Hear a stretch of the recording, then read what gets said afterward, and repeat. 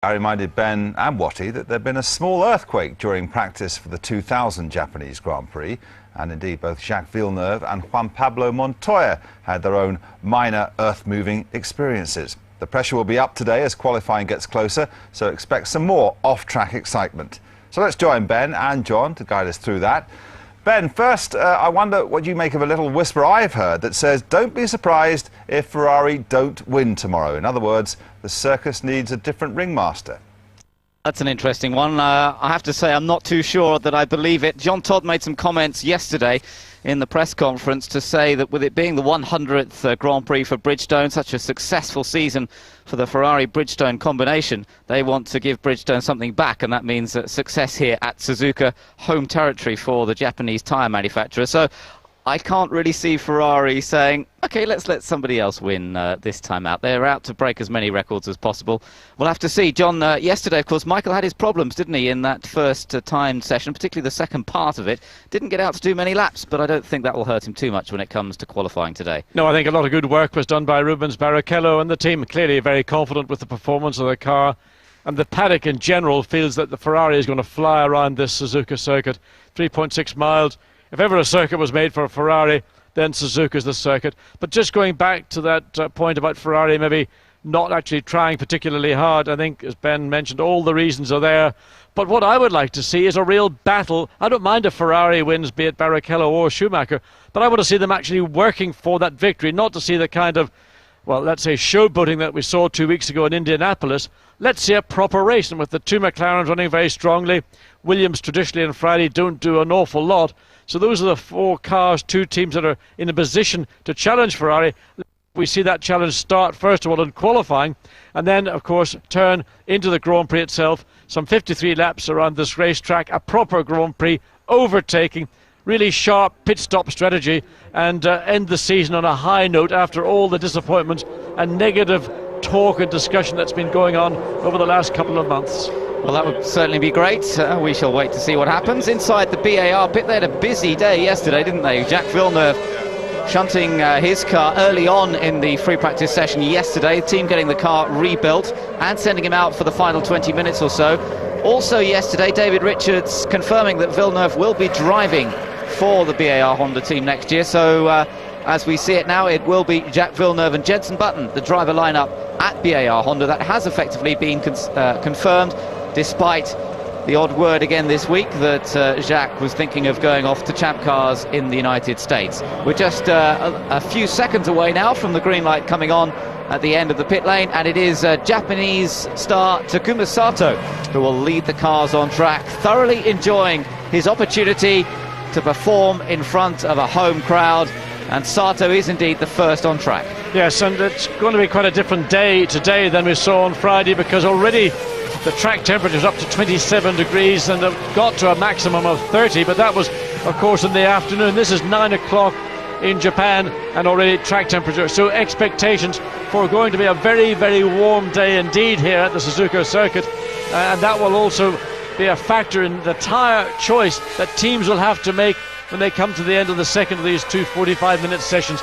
A real stick the tail on the donkey type solution for many of the teams. The two Michelin choices apparently are fairly close, whereas the Bridgestone choices are much more, I think, demarcated.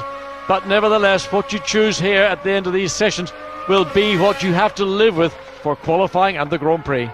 So there's the crossover, the famous crossover on this figure-of-8 circuit at Suzuka, some 3.6 miles long, and as we've seen, one of the most challenging tracks on the Formula One calendar. Indeed, Felipe Massa, enjoying his first run here yesterday, said it was even better than he'd hoped. He really thoroughly enjoyed himself. Takuma Sato has only raced Formula 3 cars here in the past, so first time for him in a Grand Prix car around this track.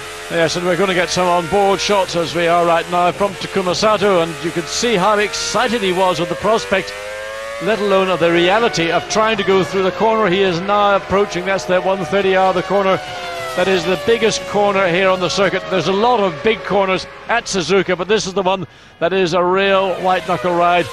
Very late apex, but you have to make the commitment before you see the apex. And really, if Sato can get that flat out, well, that is going to be a major, major achievement from this young Japanese driver. My counsel would be, forget about trying to take it flat. Try and get a lap, put the lap together, and forget about going flat through 130 hours. Save that when you are in a McLaren, a Ferrari and a Williams later in your career. Well, it is a special weekend for Sato. He came here to see Grand Prix cars back in 1987 when he was just a 10-year-old. Now he is a Grand Prix driver. And indeed, Peter Winter is speaking to his manager and mentor, Andrew Gilbert-Scott. Andrew, nice to see you here. Obviously, this is a home race for you to some extent. You've raced a lot in Japan, and you also manage Takuma Sato.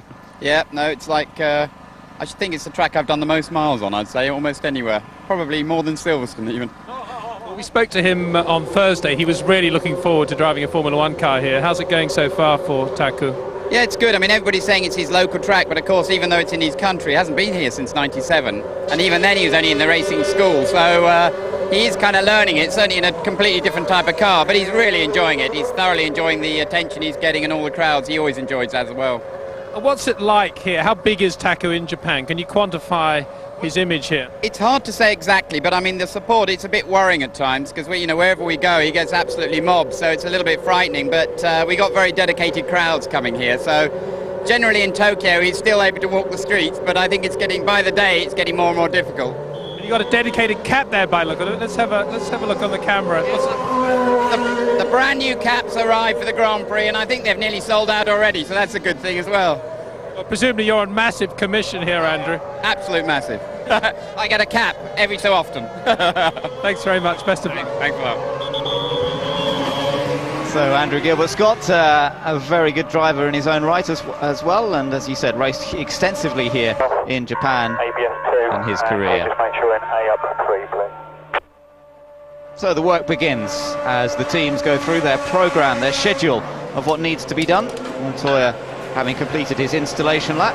Of course, this car completely rebuilt after yesterday's accident. It was a fairly hefty whack against the wall and did a fair bit of damage. He said he was a bit sore afterwards. Hopefully he's not feeling too stiff around the neck and shoulders this morning and is ready to take the battle to Ferrari. Michael Schumacher having completed his installation lap, suffering that hydraulic problem yesterday, so he really didn't get out at all in the second 1 hour session. No, and the Ferrari team, I thought they looked very almost casual in the pit lane. There was virtually no work being carried out in Michael's car. Now, clearly, if it was a serious problem and had a time scale to work to, that was that second 1 hour session.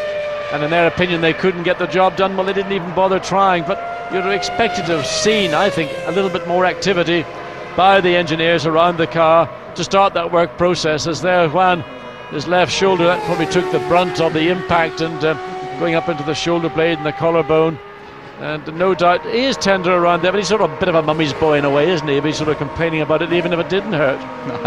Well, I'm sure it won't make any difference once he's in the car. He'll be attacking just as vigorously as ever. He was fourth fastest, just to remind you, from yesterday's session. We had the two McLaren Mercedes topping the times with Raikkonen and Coulthard pretty evenly matched. Coulthard got a bit held up on his best lap, just by Mark Webber going through the chicane. Quick glimpse there of a former Williams employee just walking through the pit garage, and that was Richard West, of course, the man who runs the touring car series in the UK. Yes, Richard, of course, worked at Williams back in the heady days when they were winning lots of Grand Prix and World Championships. Went on to work also for McLaren and Jaguar, so he's pretty much done the gamut of the pit lane in Formula One, and now the man in charge of British Touring Car Championship racing. What is he doing in Japan, Ben? You know better than me. Well, not too sure about that one, John. We'll have to wait and see. Of course, a lot of the changes that Formula One have put forward, I have to say a lot of those ideas have been used in touring car racing. Peter Rich is the man who's been responsible, for example, for a lot of the ballast rules that have been applied to touring car racing, and the idea of using common components, of course, has also been used in touring cars. So perhaps he's just sharing a little bit of that kind of knowledge. Well, it'd be an interesting thought that Richard West would be there in a technical meeting with Patrick Heads and Adrian Newey's and others. Oh, in fact, Adrian Newey, I believe, isn't even here this weekend. I gather he and his wife are off in Peru on holiday. So I hope to be proved wrong by that, and Adrian will pop up. So, it just indicates where teams are, that even the people at the very top of the technical tree happen to have holidays even during the Grand Prix season. Well, we are just about at the end of the Grand Prix season now. As we were telling you yesterday, of course, in case you missed out, Ross Brawn also not here this weekend, but he is watching in, looking. He's got a link, satellite link with the Ferrari team. He can communicate with them, hopefully watching with us as we go through free practice. And Frank Williams also has stayed back in the UK to keep an eye on everything that's going on back at the factory rather than going to the Suzuka track this weekend. So there might be a few luminaries missing from trackside at Suzuka, but we're still in for an interesting day today. The temperature's building already. It's going to be an absolutely glorious sunny day at Suzuka, and that should set a pretty high temperature for that qualifying battle. Still a bit of work going on around Michael's car. Hopefully nothing too dramatic after his problems yesterday. And he will this weekend be looking for his 5th consecutive pole position here at Suzuka in a Ferrari. He's also had 2 previous poles at Benetton, when he was driving for Benetton as well. So it's been a very, very successful track for him over the recent years. Now, we know that Suzuka has been a part of the calendar since 1987, but we are looking at some new tracks joining on to the Formula One schedule in coming years. The Grand Prix in Bahrain is due to be run for the first time in 2004, so we're going to have a Grand Prix in Bahrain in just over a year's time. The actual date not yet confirmed. But Peter, I think you found something quite interesting with reference to that. Yes, that's right, Ben. I'm down in the Jordan garage and noticed this Bahrain Grand Prix 2004 logo on the 3 cars.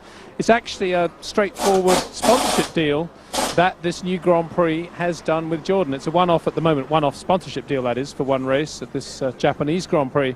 But very unusual to see a team sponsoring a Grand Prix yet on the Formula One calendar, sponsoring a race, being sponsored by a race anyway. Very unusual.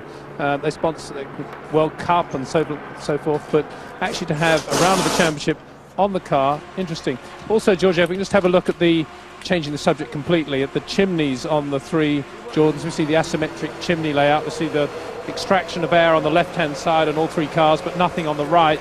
That's due to the difference in the exhaust systems on either side of the car on the Honda V10 engine. Big weekend for Honda, of course.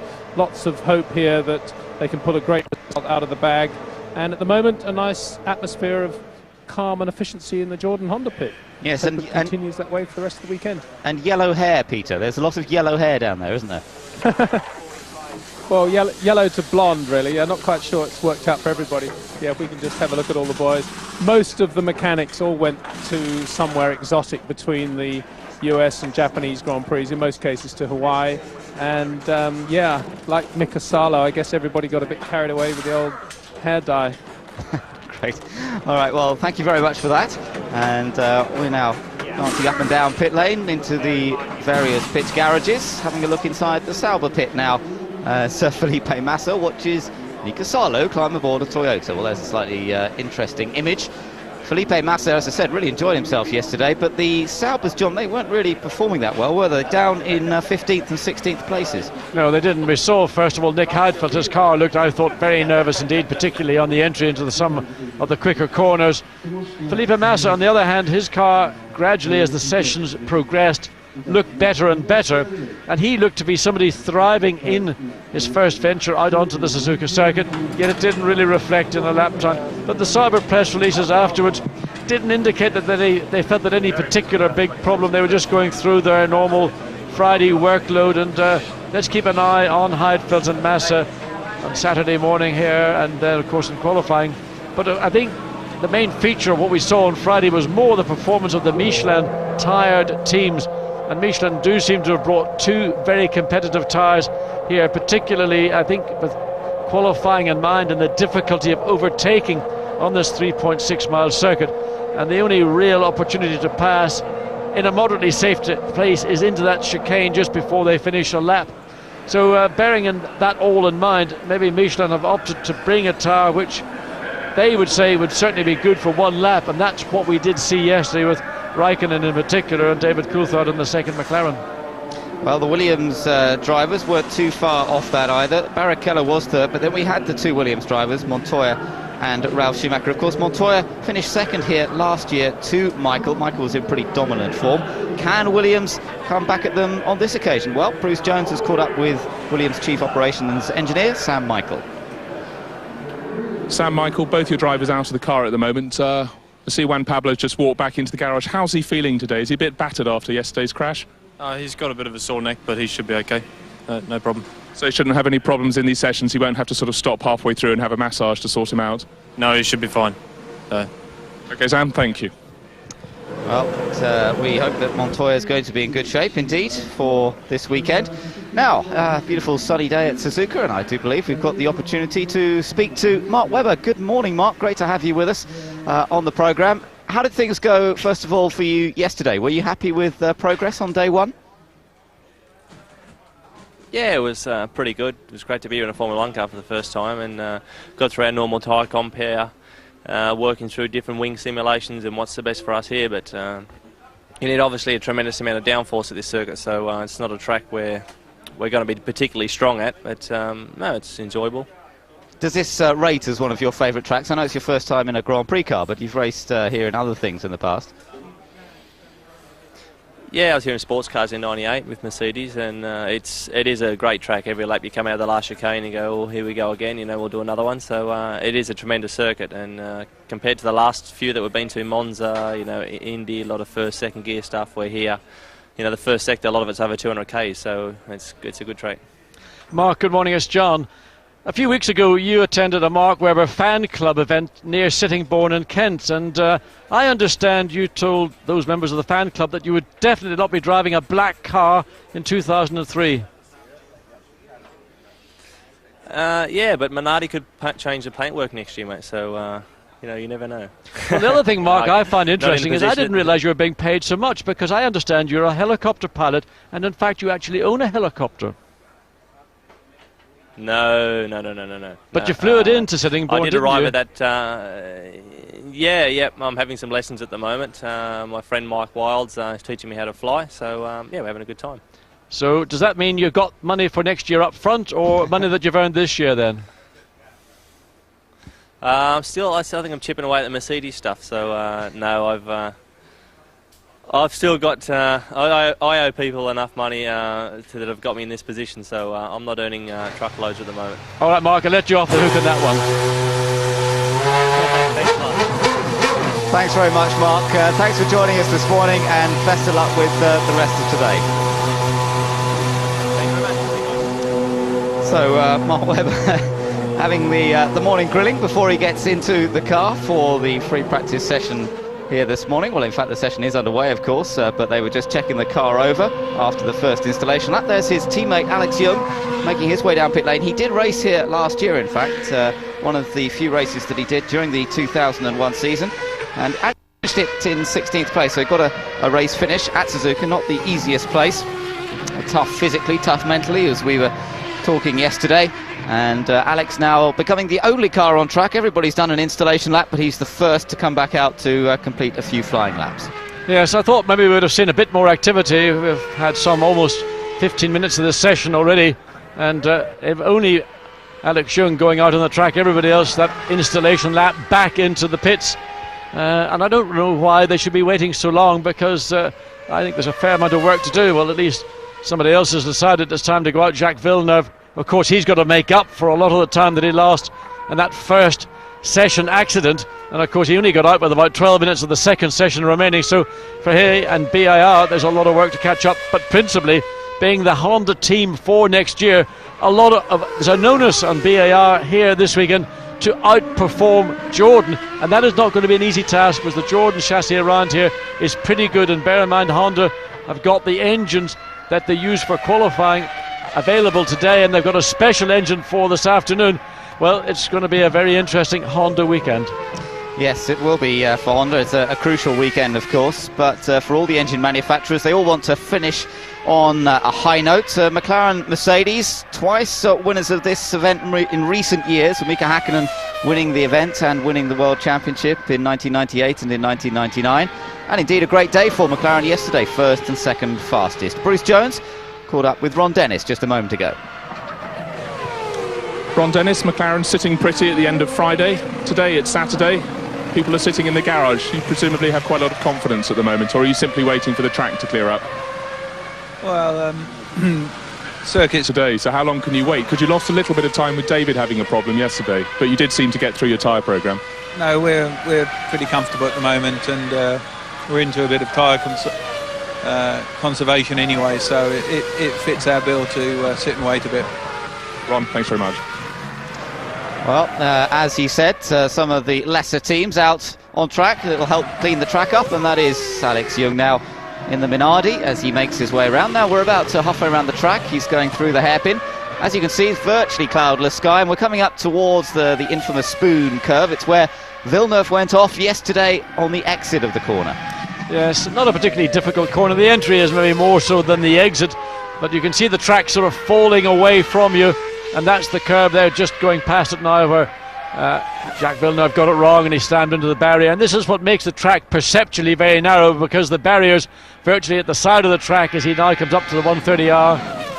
And, well, about as good as he's been through it over the previous days running. What will be interesting to see is when Alex Young completes a flying lap, what his time is, because yesterday his best time was a 1:39.142, and bearing in mind Ron Dennis did answer the question as to why no other cars or teams are out, and 1:37.7, so he's about 0.6 of a second slower, but first flying lap, and I think that's not unreasonable for somebody of Alex Young's status. Into that first corner, very tricky first corner. It's almost flat out into the first part, and then you're braking hard into the second part, and it's again another very challenging part of Suzuka. We're now riding with Jacques Villeneuve. He did have the crash here yesterday, but he gets through there safely. David Richards was telling us, ironically, they had just been talking amongst the team members about how steady Jacques normally is on a Friday. Next thing was, of course, he'd put it in the barrier. Yes,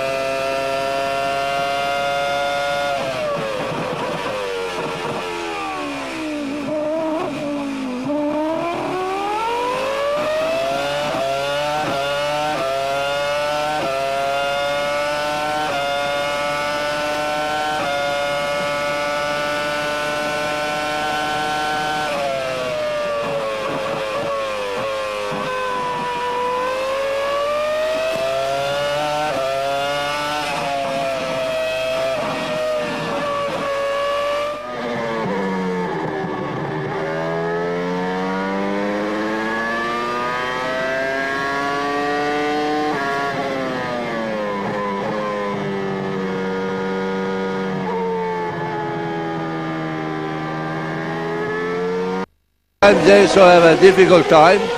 Happened last year, in the beginning of the season was very good, and now look like you have a lot of pressure from Jarno, but the equipment is exactly the same. The setup of the car normally today exactly little difference, but equipment point of view, everybody is the same. Are you running any 2003 development parts in your car or the engine this weekend? No, yeah. No. Thank you very much, Flavio. Good luck. You're welcome. Good luck to you about speed and burning. Thank you. So that was Peter, of course, rather than Bruce. My apologies there. Peter talking to Flavio just a few moments ago. Flavio in somewhat relaxed mode this morning, John. Yes, and I think what was interesting was that Flavio straight away said 25 kilograms. That's what McLaren had on. Now, Peter asked him how did he know that, and then Flavio went into sort of reverse gear mode, and I think I know probably how, but I can't say on air. But fundamentally, going back to 96, I was able to glean some information about the then Benetton team and what they were doing in terms of pit stops. And the reason I knew is because beside me in the commentary booth was a French journalist, and he'd been briefed by Renault precisely as to what was going on. But it was selective briefing. They weren't telling the rest of the media, and I imagine that there may be of a like kind of information flow going on, and that would be how Flavio may well be able to come up with a figure as accurate, not about 25 or maybe around 25, but 25 kilograms on the button, on the money. Well, we'll probably find out more in qualifying later today. Good lap for Eddie Irvine coming up here.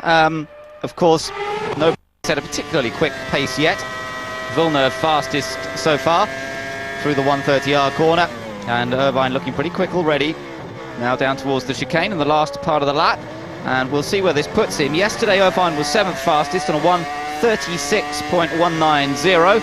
Let's just see what this time is. And indeed, look, a fair bit quicker than he was yesterday, and in fact a 35.5, that would have been enough for 4th fastest in yesterday's session. So the track cleaning up, we're seeing improvements, and we're likely to see some very fast times towards the end of these two 45-minute sessions. Yes, that's the first time we've seen a first car we've seen break the time they achieved on Friday's 2 one-hour sessions. So Irvine setting the benchmark, and I would expect now to see the pit lane becoming very busy, as will the racetrack.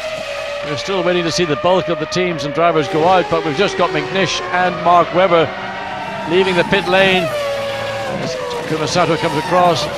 Quickest on a 36.899, and that's a few thousand slower than Jacques Villeneuve second, but way behind Eddie Irvine by 1.3 seconds, who's so far quickest. Yeah, but it's still faster than Sato achieved yesterday, so they are improving in their times from yesterday's performances, and the Ferrari drivers may be a little closer to venturing onto the track themselves as the track conditions improve, and it's being cleaned up. And indeed, look, Montoya is all set to go now. The tyre blankets are removed, a new set of tyres ready to do some work here around the 3.6-mile Suzuka track. And I suspect that Juan Pablo will be a little bit more circumspect as he comes through Degner corner when he goes out, not on this out lap. So it might find a little bit of bottoming on the first lap while it finds its position. But principally, once he starts to get into a few flying laps, gets into a sequence of laps, and it's a critical corner. It's important to be quick in the first part, but if you run across the curb, basically I believe what happened was the floor of the car, particularly the wooden plank underneath, it runs so low to the ground that the car was almost suspended by that plank, and that's partly why he wasn't able to get the car off the curb, and that was what launched him into the barrier eventually. We saw a few people make a mistake. Actually, Rubens made a mistake up there too, didn't he? But he got away with it. He did, but again, a similar situation. The bottom of the car was actually running along on the ground, and the wheels were virtually off the racetrack and certainly off the off-road bit that Barrichello got away with, but Montoya sadly didn't.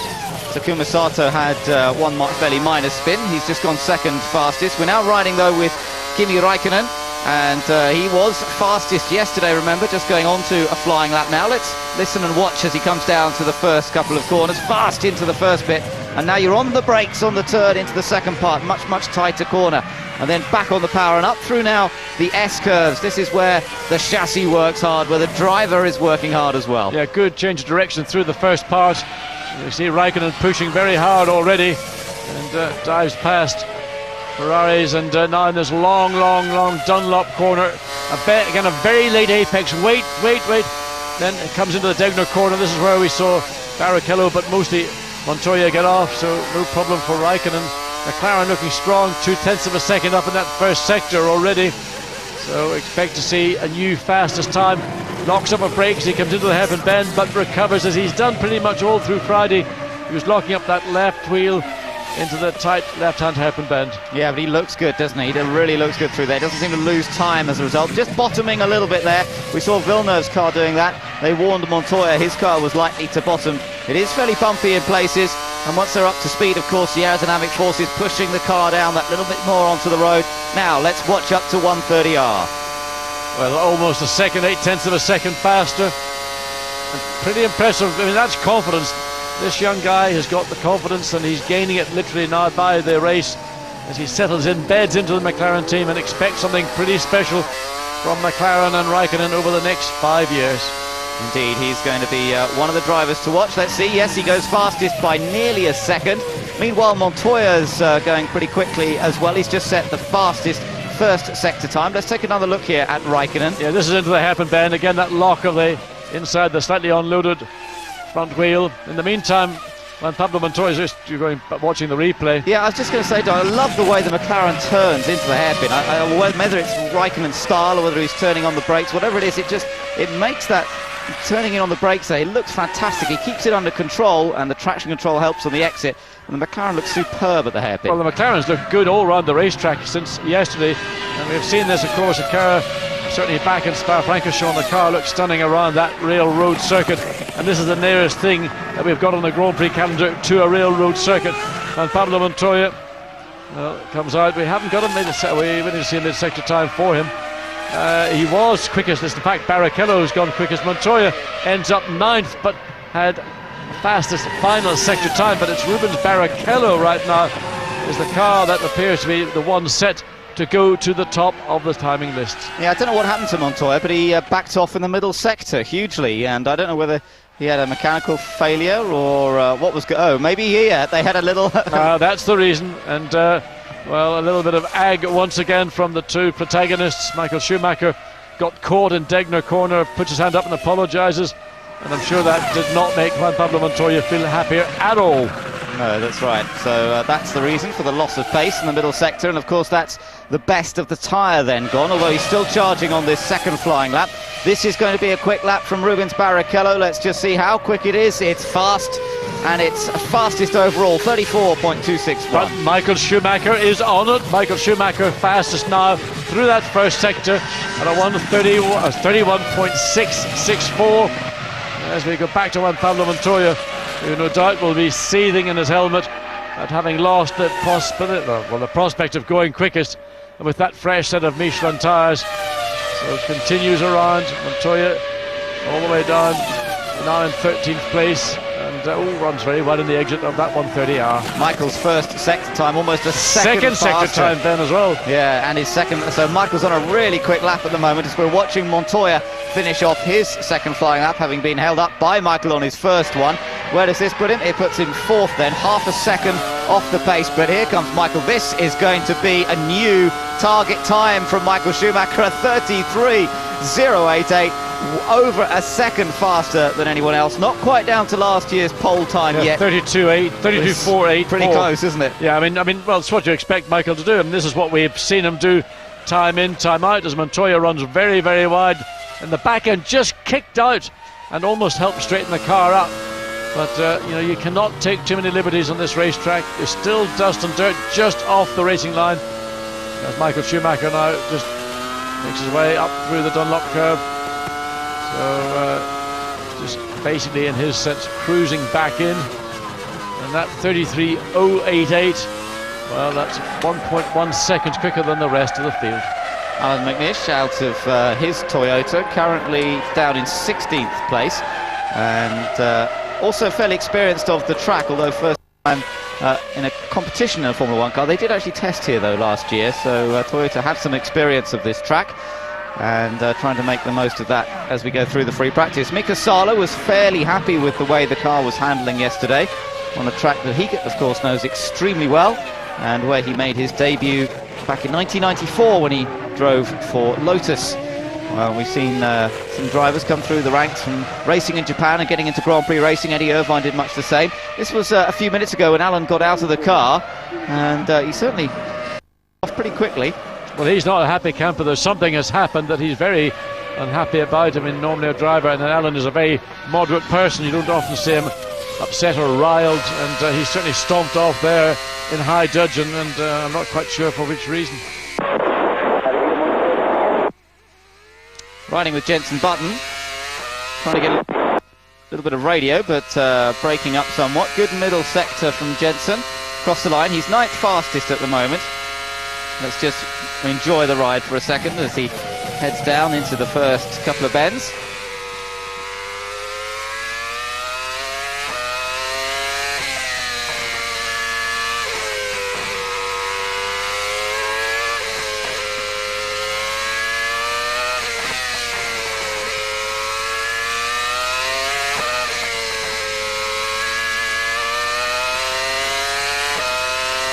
Now, if there's one track, one circuit, John, where left foot braking is used a lot, then it is this Suzuka track. That sequence that we've just ridden through there with Jenson Button. David Coulthard was telling us yesterday after the session that, here at Suzuka he's using left foot braking extensively. Yeah, you modulate the speed of the car by just bringing your left foot across and keeping the throttles relatively open, but just checking the speed with the left foot, and that's where those practitioners of left foot braking do hold an advantage. And Rubens Barrichello, somebody who still fundamentally uses his right foot, may find that section of circuit is not quite as complete as teammate Michael Schumacher.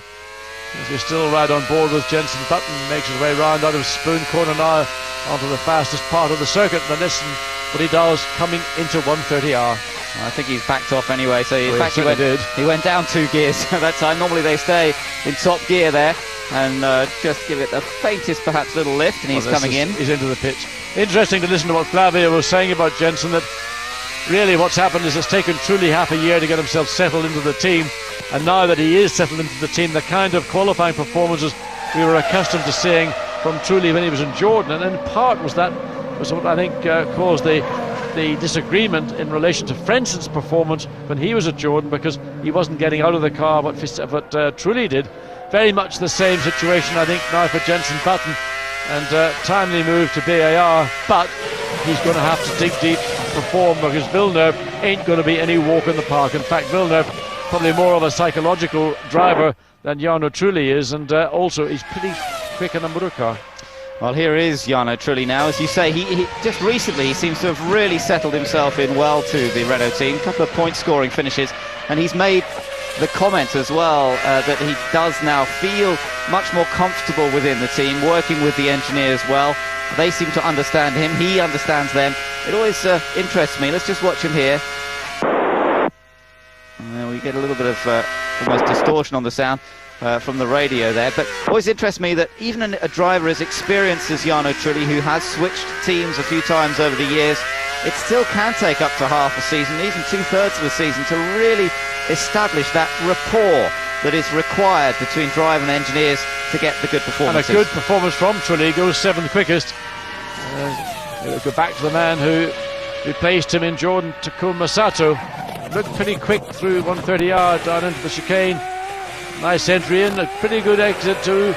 So Takuma Sato currently in 15th place.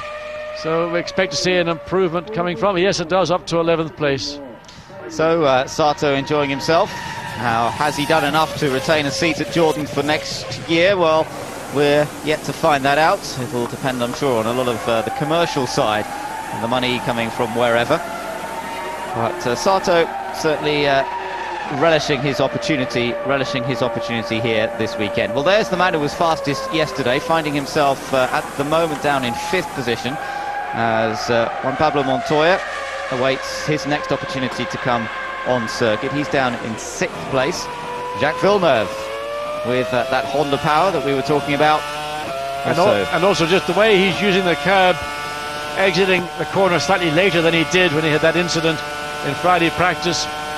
Clearly a little bit aware of that you can get into trouble if you exit too soon, and whether the traction control was active or not, it was probably a combination of dirty track and just pushing a bit too hard too soon that caused Villeneuve to end up heavily in the barriers.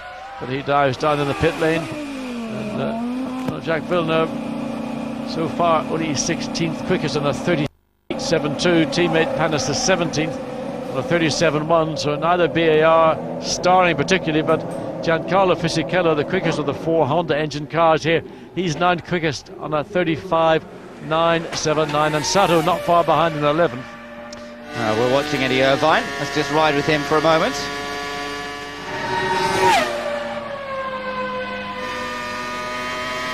Sounded like a little bit of left foot braking from Eddie on the approach into the left-hander. Now up the hill into the chicane. Popping curves just a little bit, not too heavily.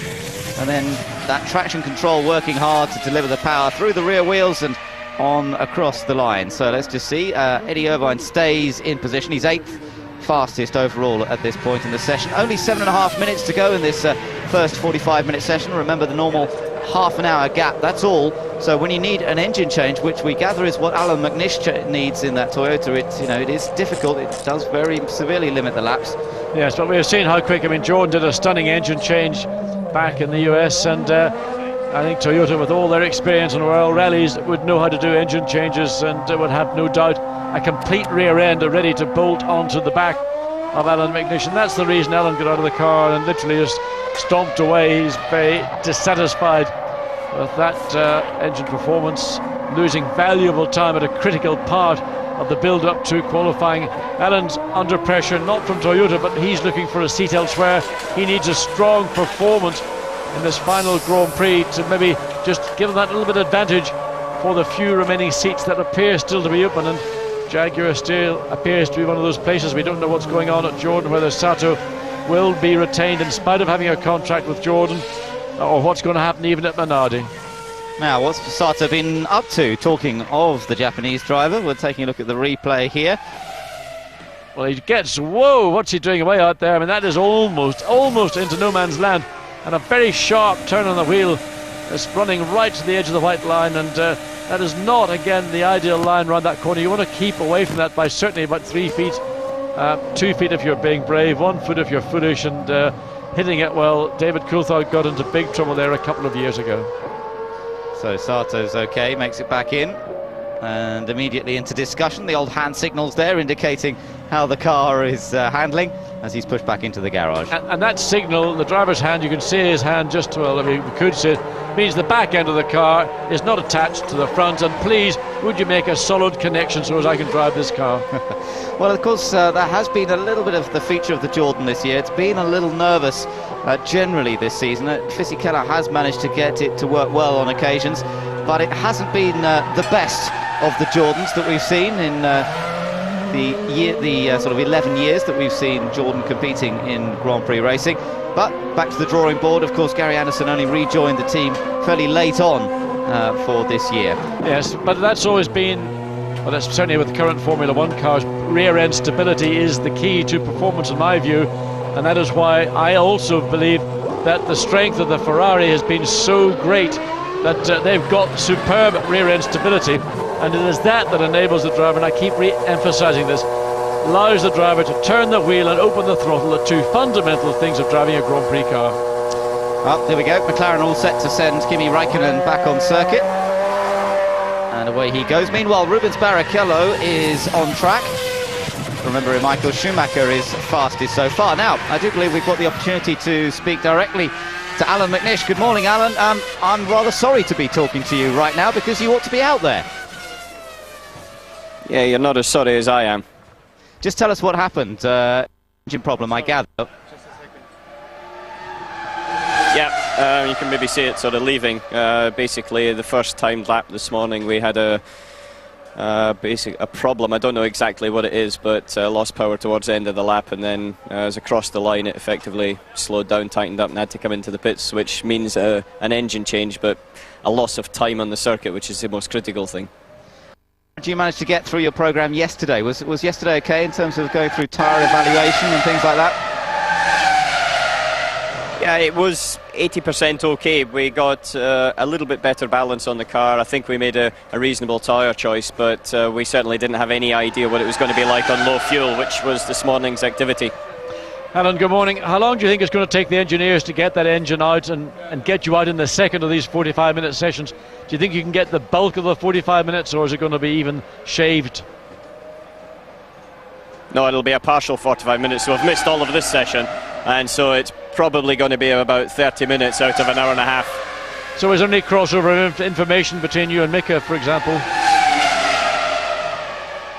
Yeah, there is some things you can learn. However, it's, as you know, John, it's nice to actually try them on your own car, especially when you run into qualifying, because that's when the fuel's out of it, the car's light, and you've got to really be right on the edge, especially here in Suzuka. Well, Alan, I know how upset you were. We saw you get out of the car and walk away, and clearly valuable time at a very awkward part of the session, and let's hope you get out and get some running and positive and a little bit quicker. Thank you. Okay, Alan, thanks a lot. Thanks for joining us this morning, and better luck with the rest of the day. So that's Alan McNish, certainly not having a very good start to Saturday here. Ended up 14th fastest yesterday, but watch this man, Michael Schumacher. Watch the car through this section of corners. Last year it was so impressive, and this year it'll be no less impressive, I'm sure. And just the way, look at the way Schumacher goes through the final part of the SS, around this long Dunlop corner. Car works. Well, he's just 28 thousandths of a second away from the current fastest lap, which of course is Michael's on a 33.088. But the car is just fantastic, and that is what has given Ferrari this enormous technical advantage in conjunction with Bridgestone. And they emphasise the importance of the partnership, the working relationship, which is 24 hours, 7 days a week. And Michael Schumacher also, he drives that as much as Bridgestone and as Ross Brawn, Rory Byrne and Jean Todt does. Yeah, what a team it has proved to be, and culmination of really all their dreams this year in there, the way that they've been able to dominate the season. Let's just watch them now. Oh, well, that's pretty committed through there. Yeah, I mean, that's the first person we have seen not come off the throttle, and a little bit of left foot braking possibly in the corner just to keep it in check. And he's already a tenth of a second up in that second sector. Overall time should be a 32, a high 32. It is high 32 with a 32.978. So getting down towards last year's pole time already, and I'm sure there's still a fair bit of fuel on board the car. And Michael Schumacher showing once again his love of this Suzuka circuit. He has that remarkable record, 6 pole positions in all, but 4 consecutive in the last 4 years. Let's see what De La Rosa's been up to in the meantime. Was he letting someone through here? Oh, Mark Webber that was, trying to come down the inside. Well, maybe one Jaguar driver letting a future Jaguar driver get through. Maybe that's just being in the wrong part of the track at the wrong time. De La Rosa either slowing down or on an out lap and trying his best to not get in the way of Mark Webber. Now, Ralf Schumacher we're riding with here, and he's about to complete a lap. Currently third fastest. I don't think this is any improvement. Middle sector was fairly slow. No, there we go. So he's just getting mileage in here. Down towards the grandstands, great viewing spot up on the outside here. But while Ralf Schumacher's doing his thing, it's this man, Kimi Räikkönen, has improved in that first sector, personal best. Down to 5th quickest in this session, was fastest on Friday afternoon. And again, look at the confidence through that second part of Spoon. He just turns the wheel, the car responds, and it goes with them. Checkered flags out, so Räikkönen will be able to compete this lap.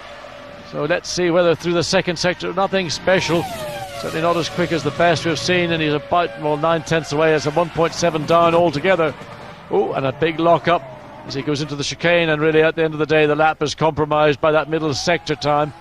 So he comes across the line to compete what will be Räikkönen's 8th lap of the morning, and 1.9 seconds slower, but certainly a personal improvement in first and third sectors, just not particularly strong in the middle sector for no obvious reason. Well, maybe he had some sort of problem. Certainly that first sector is where Michael Schumacher and the Ferrari are so quick. Felipe Massa's just made a good improvement. That's brought him up to 10th place. So the Brazilian finishes off this little session well with a top 10 time. That's just ahead of his teammate. Nick Heidfeld is currently 11th, ahead of Sato and Jenson Button as well. So it is Michael Schumacher who completes this first session as fastest overall. It's a Ferrari 1-2, and Jean Todt said yesterday, very determined to try and get a 1-2 on the grid. Look at the tyres, they've certainly done some work, but he was producing the times. That's what counts. Yes, it's a very high tyre wear and also high tyre degradation circuit. And looking again at the rear tyres of Olivier Panis, as you can see almost that the treads and the rear tyre have, well, not all but vanished. There's a big blow up now. We saw that was Panis. It could be Sato. I'm not sure. Maybe Sato, I think, John. That's certainly a massive blow up. I mean, Honda running the engine that, well, I don't know whether that's the qualifying engine that they were talking about running, or whether that will be put in after the second of these two 45-minute sessions. But that is something that Honda thought they had overcome. And that is a pretty man. Again, all that extinguishing going into the car. I mean, that is such a mess. And it could even mean the 2 hours that's required to get the engine changed. But look, Gary Anderson, he's furious. He knows how important it is to get every last grain of that fire extinguisher removed from a car as the rest of the field come through. I'd like to maybe have a look at that blow up, just see quite where it started. I suspect it started in the exit of Spoon, and culminated by the time he got 3/4 way down. Look at the damage, and that's a mess. Yeah, what a shame. Let's take another look, see if we can see well, he was already blown up on his approach. That is, as you say, Exeter Spoon on the way down towards 130R. And just look at that. I tell you what, very brave to go from left to right on the track. He couldn't see in his mirrors if there was somebody there, and likewise, if there had been, he wouldn't have known, neither would they have known where Sato was. And I'm not sure the wisdom of doing that. He might have been better to have stayed on the left-hand side of the track. It was the end of the session after all, so going across the track like that, if I'd been right behind him, I'd have been crossing my arms, legs and everything. Well, that is a fairly disastrous time for Takuma Sato to suffer an engine failure, but that's the way it goes. It may mean, of course, that the spare car will be brought into action in qualifying, but they can't use it yet. They can't use it in the second 45-minute session, so they will try and get him back out, but it will be tough. Yes, I mean, they did a great job changing an engine in America, but of course the difference is that the car has been now completely smothered in that fire extinguishant powder, and it means bodywork changes. It's not just simply taking the entire rear end off the car. What they could do is what they did in America, is take the entire rear end off the spare car, and that will allow the team and the engineers on that spare car to put another engine, gearbox, radiator package onto the spare car. That's got to be the quickest way to get Sato out, but it's just cleaning up all the mess that accumulates when that powder is dumped onto a car. Yeah. And in many cases it's over enthusiasm. It isn't always required, but I suppose one might say that the marshals, the engineer marshals, are just told to make sure that they get on top of any potential fire situation. In fact, we saw Alex Young come in yesterday with a fire. It was a hydraulic fire in the back of the Minardi, and there was so much extinguishant around that Paul Stoddart was saying afterwards actually caused problems with their computers in the garage. It seemed to get into every nook and cranny, and that stuff really does spread. So to try and clear it out is going to be quite a task for the Jordan boys. So Sato makes his way back after that late engine failure. A disappointing way to end his session. A session that saw Michael Schumacher set the pace once again. Barrichello second fastest in the Ferrari, and Ralf Schumacher third fastest in the Williams BMW. Then the two McLaren Mercedes, who were fastest yesterday, well, at the moment they're down in 4th and 5th places ahead of Montoya. Jan 7th in the Renault. Good effort that from Renault. Maybe they'll be on the pace here this weekend. Irvine 8th, Fisichella 9th, and Felipe Massa just slotting in that time at the end of the session. Bit of a mix between the Bridgestones and the Michelins, but again the Michelins looking strong behind the Ferraris, solidly inside the top 10. After Felipe Massa, we've got Nick Heidfeld in the second of the Saubers, and Takuma Sato, although he had the engine failure at the end there, has ended up with the 12th fastest time, so not too far behind teammate Giancarlo Fisichella. I'm sure that will be his aim, to be as close as possible to the Italian. 13th for Jenson Button, Mika Salo 14th, then De La Rosa in the Jaguar. Olivier Panis and Jacques Villeneuve, again the two BAR Hondas really not going particularly well, and it's a little bit of a surprise with this special Honda engine for this weekend for qualifying today, so that's disappointing. McNish with his own troubles, as we heard, and then Mark Webber and Alex Young on the 1:39.254. So that's how the times have looked after this first 45-minute session. They will change quite considerably, I think, when we get into the second 45 minutes. They've got that, what is now a sort of 25-minute gap, and then they'll be out again. In the meantime, let's take a look back over the highlights.